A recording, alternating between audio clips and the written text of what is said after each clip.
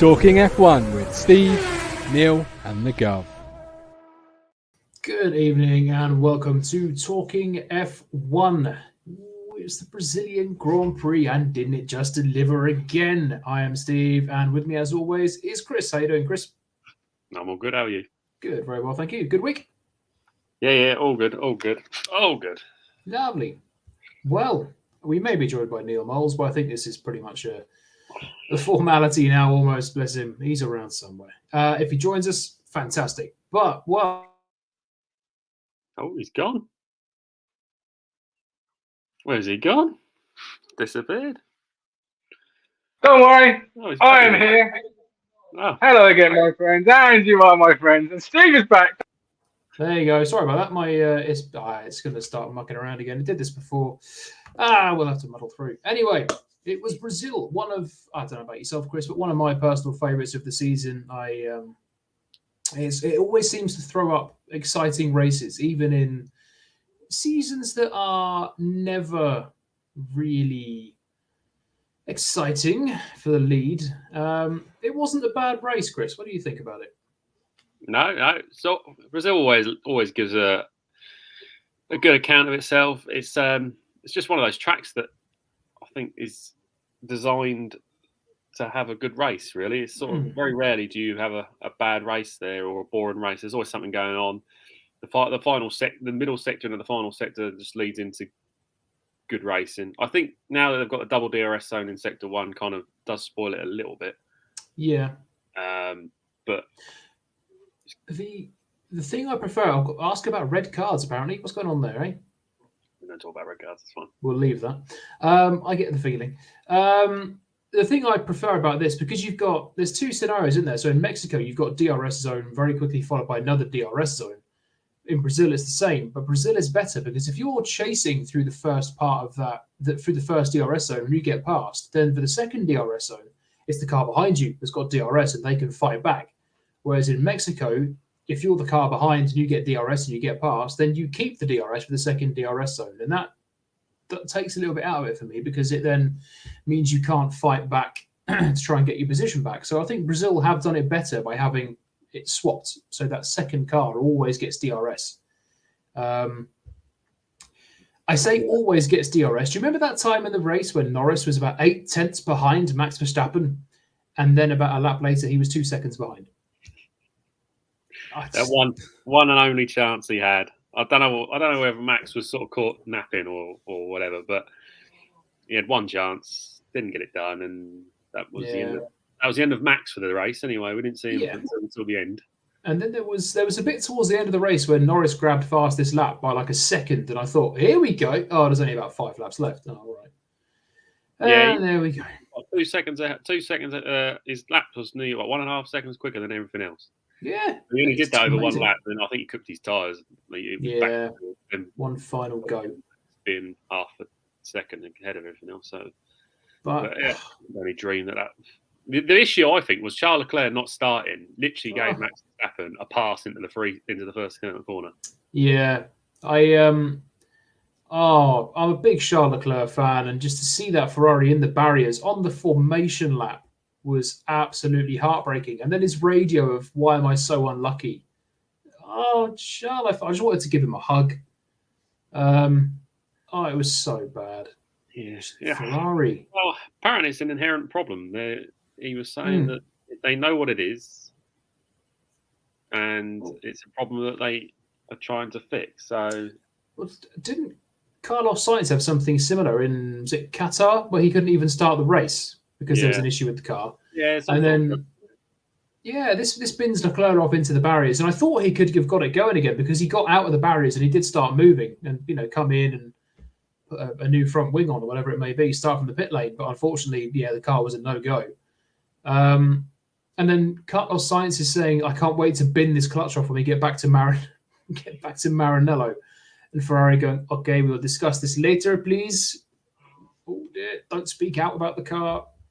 But it's obvious, isn't it? That car and Charles Leclerc after the race, during the race, when he was on they were talking to him in the pen, and he was saying that he can't wait to be done with this season. It's been a season to forget. He's looking forward to next year. Oh, I feel so bad for the guy. He looks so down. This season has broken him. Yeah, he doesn't seem to get much the luck, does he? Really, but no, he's had a few podiums, but he's never been, and obviously a few pole positions as well. But how must that feel for Charles Leclerc as well? Because back when he was getting pole positions last year, you thought, brilliant, here we go, I can win the race if the car doesn't implode. But this year, great, I got a pole position. I'll be passed by lap 2 or corner 2. Yeah, pole position this year is a little bit hollow, isn't it? Sort of like I think he started to sound it as well because they're going, congratulations, Charles, P1, and he's going, yeah, cheers, guys, nice one. Just not like a doesn't mean anything. It is not like a let's go, come on. It was just like, yeah, great, all right. How long will it take for Max to pass me? But he could have sent a move into turn 1. Max would have got him back, obviously, but it was not meant to be. But talking about Brazil delivering in lap 1, we didn't even get to turn 1, lap 1, and it was absolute carnage. You had Leclerc obviously not even starting the race, and then all I saw when I started watching it was a Williams going sideways into the barrier. And I'm not going to lie, there were many, many choice words and a punch on the sofa. Well, it wasn't just Williams going into the barrier. It was Williams going into the barrier because Logan Sargent wasn't going to score a point, was he? So no, it was I thought, for God's sake, please be Logan Sargent. Oh, it's Albon. But it was it's 3 into 1 doesn't go. I don't think it was anyone's fault in particular. It was a racing incident. We saw it before in Mexico. We've seen it so many times. It's just 3 into 1. 3 into 1. The one on the outside, who's slightly ahead, he can't see Albon. So all he's doing is slightly squeezing Hulkenberg. Yeah. By moving slightly right. Not majorly, not enough to make a massive deal out of it. Hulkenberg hasn't got anywhere to go, and Albon probably could have gone half car's width right a little bit, as there's that little bit of green runoff. But that's one. It's the first corner of a motor race. Simple as that.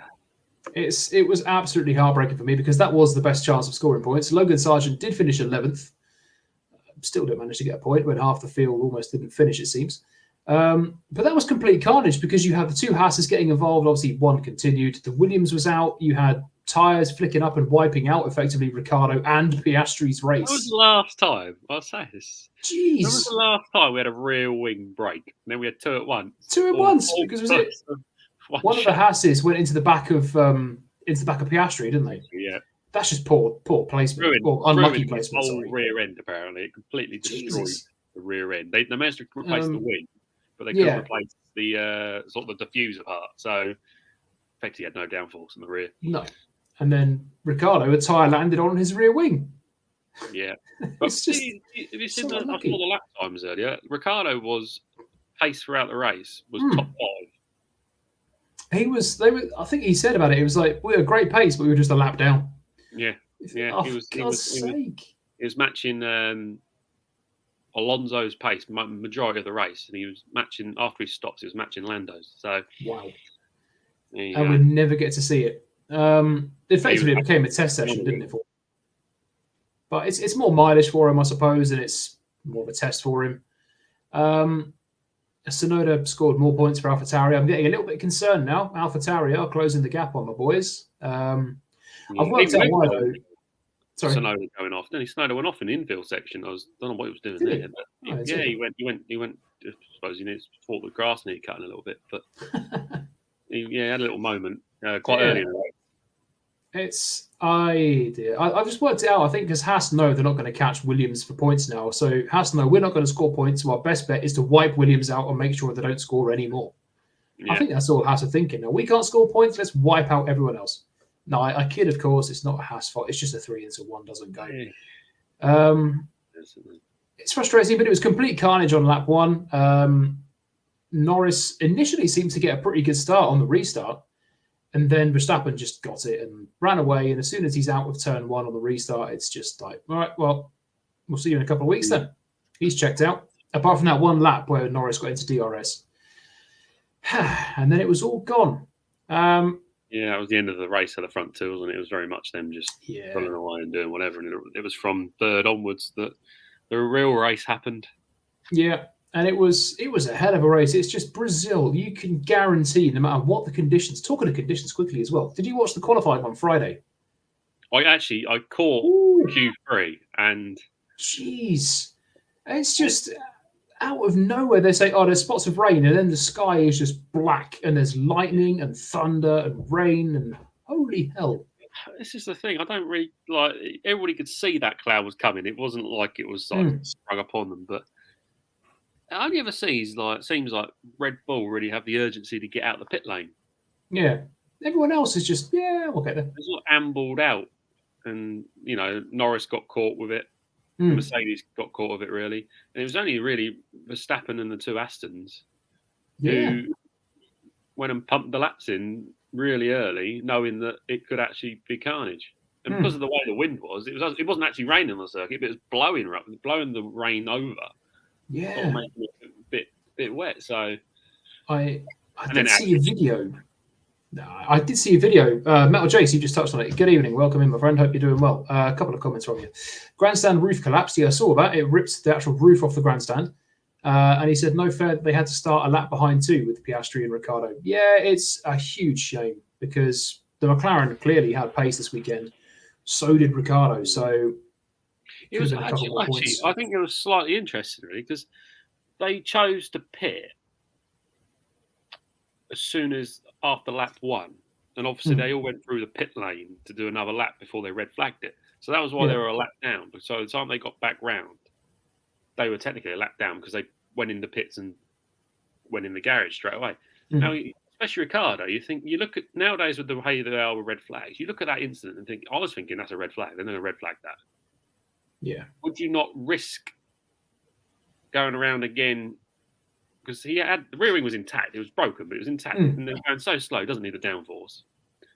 Would you just trundle around hoping a red flag will come? If it doesn't, then you just pit and you retire the car. Yeah. But with the red flag coming, they then had the option to not be a lap down and change the rear wing outside the garage, which then would have meant they would have started on the grid. But hindsight's a wonderful thing. Exactly. And it is a huge shame. Like you said, Ricciardo could use it as a pretty good test session. His pace was good and he's looking all right. But it's more points, certainly for McLaren, more points that were really squandered there. Because that car was quick. Yeah, that AlphaTauri is looking every more the inch of the RB18 than you think. Yeah. Next year they are going to be running a Red Bull, aren't they? So RB19 will be their car next year. This one's apparently the RB18. Yep. With a few tweaks. And next year is going to be literally the RB19. The RB19. So Daniel Ricciardo, World Champion 2024. There you go. So Williams have got no hope. Red Bull 1, 2, 3, 4. Yeah, imagine that. That would not be boring at all. Well, because they're going to bring back Ricciardo is winning. They're going to bring back the Red Bull, Toro Rosso livery. I've heard that there's going to be very much more. Obviously, they're ditching the AlphaTauri brand. Yeah. Whatever they're going to be called, there's going to be a title sponsor, but there's going to be more. The Red Bull is going to be back. Apparently, that's what I've read. I know they changed up their livery to that sort of metallic blue and silver, and that was pretty, but I loved the dark blue, red, and gold of the Toro Rosso cars, sort of the early Toro Rossos. Yeah. The gold nose cone, because that's how you can tell them apart, because the Red Bulls always had yellow nose cones, Toro Rosso gold, and it looks absolutely gorgeous. They're one of the prettiest cars of the late noughties, I think. Well, it remains to be seen for sure. We were talking about cars going forward and not doing so well. What on earth was going on with Mercedes? They looked so quick in the past couple of races, and obviously they'd won the previous 2 races in Brazil. They were nowhere.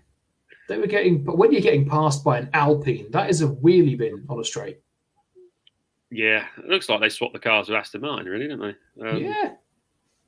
Very bizarre. Shocking. You're struggling when an Alpine comes flying past you. And how painful must it be for Mercedes, because you're getting beaten by both the works teams, apart from Williams. Williams are the one works team that can't beat Mercedes still. One day, I hope. They're scratching their heads about it. They don't know why it was so bad. It was more the tyre deck was the issue. They just couldn't stop sliding in the mid section, and they were dog slow in the straight as well. I mean, Russell with DRS couldn't get near enough to Hamilton to overtake him. No, custom team, not works team, customer team. Where's we start? Yeah, it's Do you think that there was a period where Russell was saying, "Look, what are we doing? Are we racing? Are we defending?" Because he was quicker than Lewis. He wouldn't have gone anywhere. That's the problem. If he got ahead of Lewis, they would have just been the same going backwards. They were just not quick enough. Delayed the inevitable, I suppose, but prolonged it for a period of time. And he'd have had to retire anyway, obviously, as he did with oil temperature. But yeah, it's like, I can't remember who one of them said it. It was like having a parachute on the back of the car because they were, DRS open and they were still getting past left, right, and centre. Off down the straight as well, really. Yeah. Oh, Metal Chase. Did you see Brundle's grid walk with the Machine Gun Kelly? That was awful. Absolutely atrocious. I've seen this. One of the worst grid walks I've seen. Is it? I might go and watch it actually because the wife likes Mark Brundle's grid walk just because it's cringy. And this was pure cringe, beyond cringy. I was just prepping my tea before the Grand Prix, so I could eat afterwards. So I didn't see it, so I might go and watch it. I've heard a lot of things about it. Machine Gun Kelly making himself look like an absolute tool. Yeah, but then the worst thing is he left like 20 minutes anyway. Right. Yeah, they said, Machine Gun Kelly's left the circuit. All right. Why don't they invite celebrities down who actually like Formula One? Like Tom Cruise, he'll come down, he watches the Formula One. Oh yeah, Tom Cruise always he loves it. But no, we're not doing it for sponsors or income at all. Same as that woman who, was it Megan Thee Stallion in America a year or so ago? Jesus Christ. They do say no, no, there's nothing such bad. I mean, everybody's talking about Machine Gun Kelly randomly. Yeah. Absolute tool bag. But yeah, back to Mercedes. He'd have been quicker in a straight line, Machine Gun Kelly or the Mercedes. I don't know. Because they were just, awful. And Toto Wolff said that it's inexcusable or unacceptable in no uncertain terms. What I find interesting, actually, it's about Mercedes this week, is that Mike Elliott has moved on, who is the chief technical officer of the W14 and W13. Is that right? Yes, he's left Mercedes, and he is responsible for two of the worst Mercedes cars known to their existence. Wow. Because I suppose... Sorry, carry on. Oh, James Ellison's coming back, who designed all the other championship cars, is back now as head of technical directive. So, Mercedes dominance part 2. Williams are never going to get a look in. I just found it interesting. They brought him back in. He moved away to do the sort of other things like the road car sign and etc. But when the W13 hit the track, they realised it was a dog and then never improved it. So they sort of started moving Mike Elliott out. And I think it was this week or start of last week. He's gone. Wow. Moved somewhere else within the company, but he's been sacked. Because I think if you had to put it in terms of the worst cars, 2010, 2011 are up there because 2011 was just the worst. 2010 got a few podiums, no wins. 2023 obviously got a win and some podiums. This one not got a win yet, not looking like it anymore. There was a time a few races ago where you thought, this car can win a race, but not anymore. So it's going to be sort of definitely in the mix of the worst cars Mercedes have produced. And it's just incredible that if you tuned in, if you were a first-time watcher to Formula One this season or last season, that you'd find it so hard to believe that this is the team that dominated the sport for the best part of a decade. And now they can't even get in the top 5. It's just like anything, really. You can relate it to football, like Man United. Dominant for the late 90s, most of the 2000s, and now complete on a downturn and in the double. Yeah. Liverpool in the 90s and early 2000s were dominant in the 80s, but then never come back. So I think Mercedes will come back. Oh, yeah, absolutely.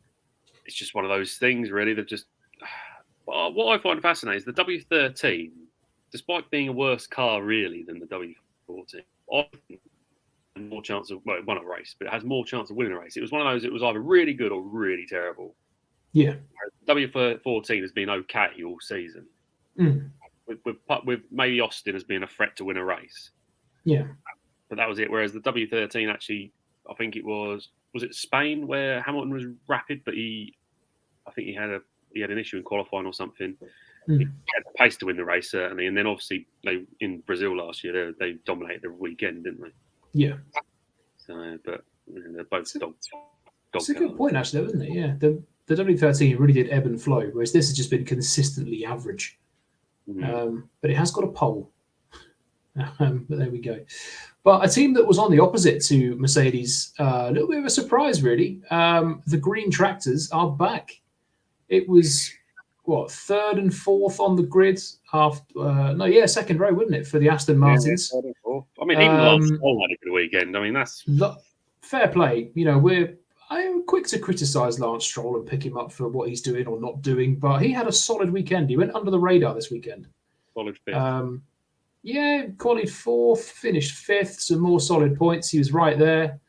Some good. We didn't see a huge amount of him, but he just seemed to quietly go about his business and do what he could in that car. They've taken the upgrades. They've taken those off the car. It's gone back to It's the actually 8 quicker. car. Yeah, how ridiculous is that? Like, we've put things on to make our car better. Nah. Taken us 6 months ago, actually. What we did in the car in August probably wasn't the right idea. Should we go back to the one in July? Yeah, all right, nice one. Fernando was just fantastic this weekend. That battle with Perez was just beautiful. If you need an example as to why Fernando is one of the greatest Formula One drivers, then that is a prime example, because he knew exactly where to put his car, when to charge, when to attack, when to defend. Yeah. He knew where that Red Bull was at all times. He knew what Perez was thinking before Perez had even thought it. It's just, so good.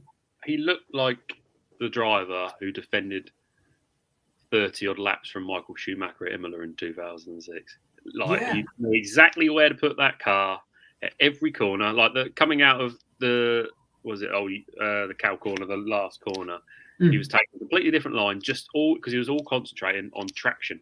Because the launch up the hill is the most important thing, and that gives you that extra tenth that Perez couldn't then dive bomb down the inside and get in.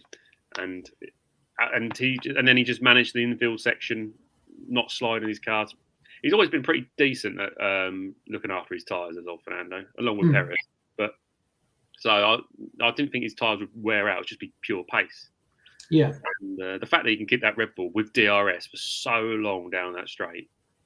Oh, that was mighty. Incredible. When Perez got past him, I did think that was it. He's done. He defended as long as he could, but it was inevitable. And then he got him back, and that overtake on Perez was. I saw this so nice. An hour ago, 2 hours ago on the train. I was just little TikTok, and I had the comparisons of the rear of Fernando and the front of Checo. No, the rear of Checo, the front of Fernando on the last lap, and Checo defended thin air in turn 1 on the last lap. Wow.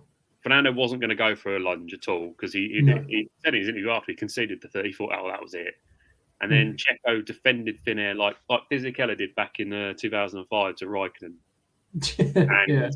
And that put him wide out of turn 1 into turn 2 and down that straight. And Fernando was like, a ball to a red rag. He was on him.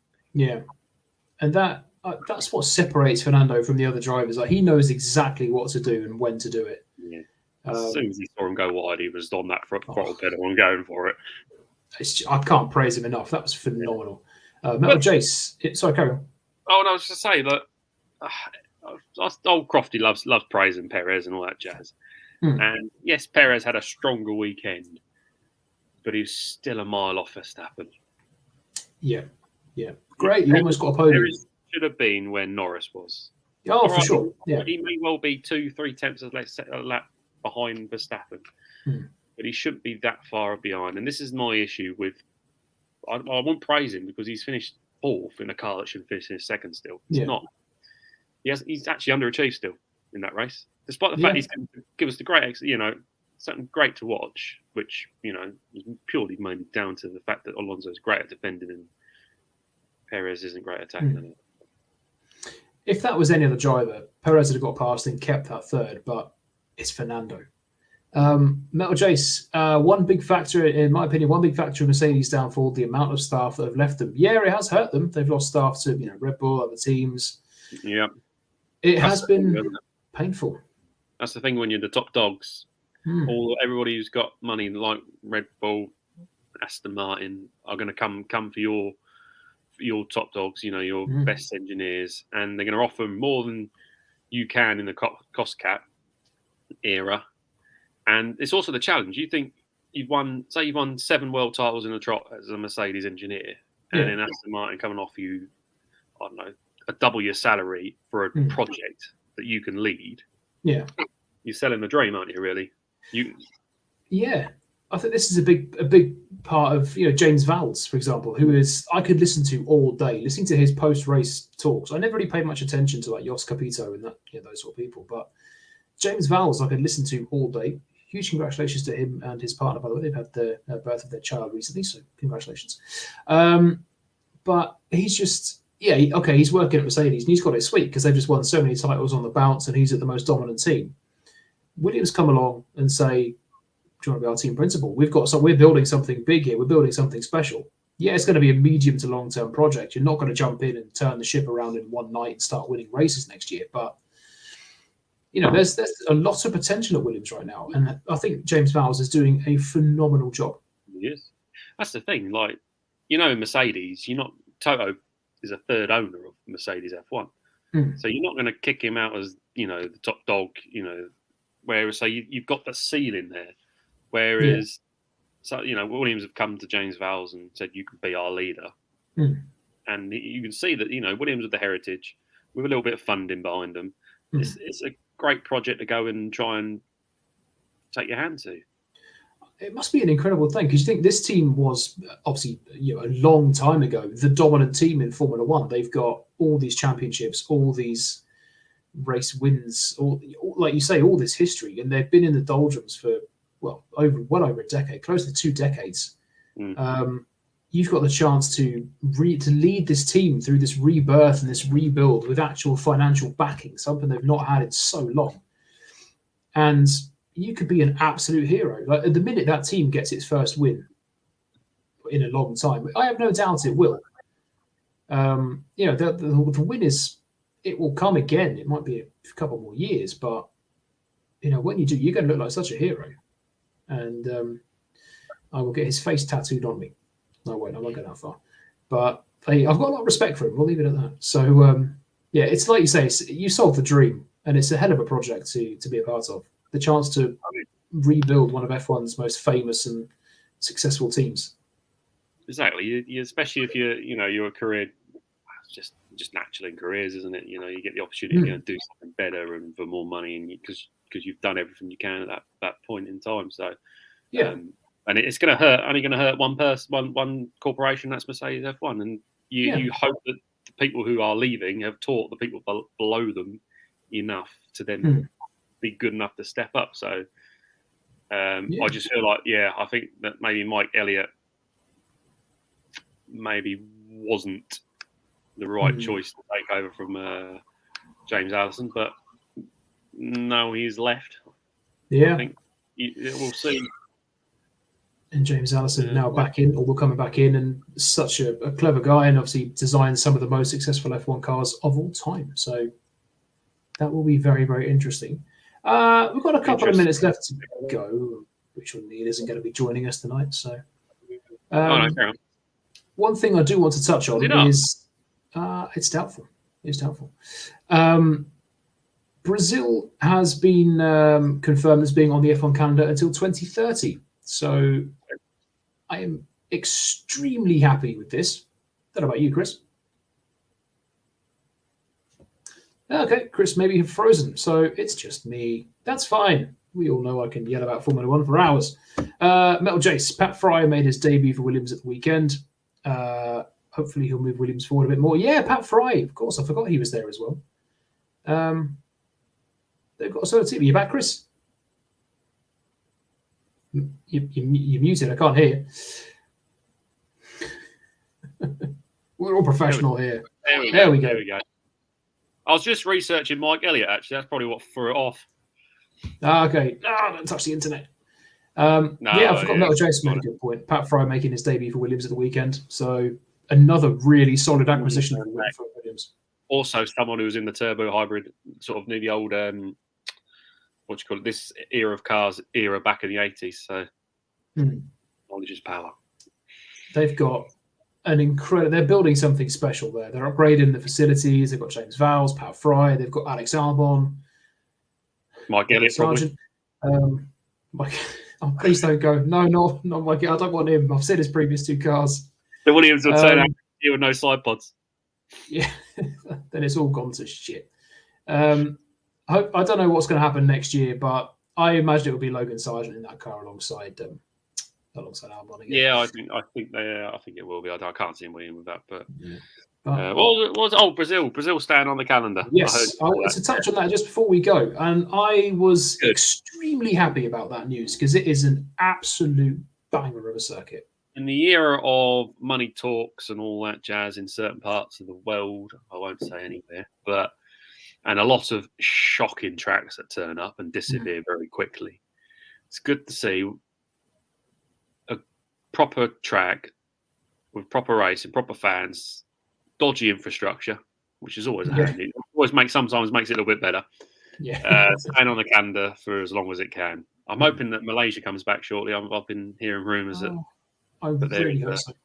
Well, the thing with Malaysia is that it's just unpredictable. It's banking off, and the next minute it's absolutely teaming it down. So brilliant. Kimi Räikkönen eating ice cream. Exactly. So, but it's we got all these like Qatar's lifeless, isn't it? Really, Miami's lifeless. Yeah. Got these sort of circuits turning up for a couple of years and then buggering off. I'm sure Vegas will be great. Well, actually, someone I work with went to Vegas 2 weeks ago, and he says they've absolutely destroyed it. They have absolutely destroyed the strip. I mean, everybody there hates what F1 has done. Yeah, it's all for it's a glitz and glamour and wow, but I'm sure the racing will be shocking. But it's all out of F1's back pocket. This is the fascinating thing. It's not like everybody else pays for their Grand Prix, whereas F1 have gone to Vegas and gone, we will fund this ourselves, do it all ourselves. They've paid millions for the paddock site and built the paddock building, which can't be called a paddock apparently in that state. Brilliant. I don't know what it's going to be called, but they can't call it a paddock apparently. But they've just they've ruined all the sites, and so for the last 8 to 12 weeks, it's been a building site, and my colleague was saying every local you spoke to didn't have a good word to say about it at the minute. So I'm sure it's going to go down well, but at least you've got Brazil on the calendar for a long time coming, which is awesome because it is great to see, like you say, this old circuit with the old school feel to it. The most passionate fans, and there's not even a Brazilian driver on the grid. Yeah. Before we go, actually, out of all the sort of circuits that have come and gone quickly, which one do you wish would come back? I'm not talking like Sepang or anything, which we're on for a long time, but ones that are literally there for like a season or two and then disappeared. A season or two and disappeared. Ooh, that's a tricky one because in my mind, they're all crap. The ones that spring to mind, you got Korea, that was terrible. India, that was terrible. Vietnam never even happened. Well, I played it on the game, actually. It was quite an interesting track, but yeah. It was I hated it. That last sector, I couldn't do it. Well, the last is just a roundabout now. Oh, wow. The one with a big mushroom shape. It's just a roundabout now. So. Circuits are on just a year or two. I might have to give us a bit of thought because I'm not too sure. I might have to do a bit of thinking over the coming week. What about yourself, though? Have you got an answer? Fuji.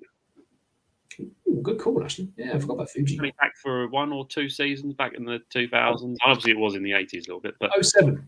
Yeah, 07. And they absolutely teamed it down. And I remember, was it Vettel went at the back of Webber, I think? Yeah, that's it. Yeah. But I quite enjoyed that track, actually. I wouldn't mind seeing that come back here and there as like an Asian GP. There was a really memorable quote from Webber about after he got taken out by Vettel. It was along the lines of kids who come into the sport, think they can be quick, and then F it all up. And that didn't age very well, Mark. 12 months later.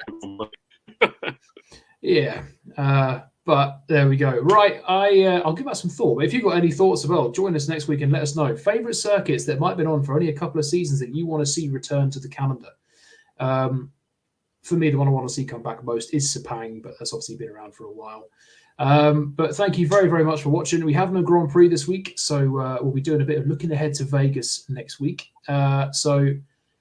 Yeah, wait for the excitement. So we get a week away from hearing the Dutch anthem as well. So there we go. I'm listening to the Monaco anthem on YouTube on repeat. See what the track's like, actually. I did race it on F1 23. It's actually, the qualifying was crap, but the race was actually pretty good. But I've just been listening to the Monaco anthem on repeat, so just to ease the pain. So thank you very much for watching. Have a great week, everyone. We will see you next week. I've been Steve. He has been Chris. Neil is in the ether somewhere. Maybe he'll join us. Who knows? We'll see you next week. Cheers.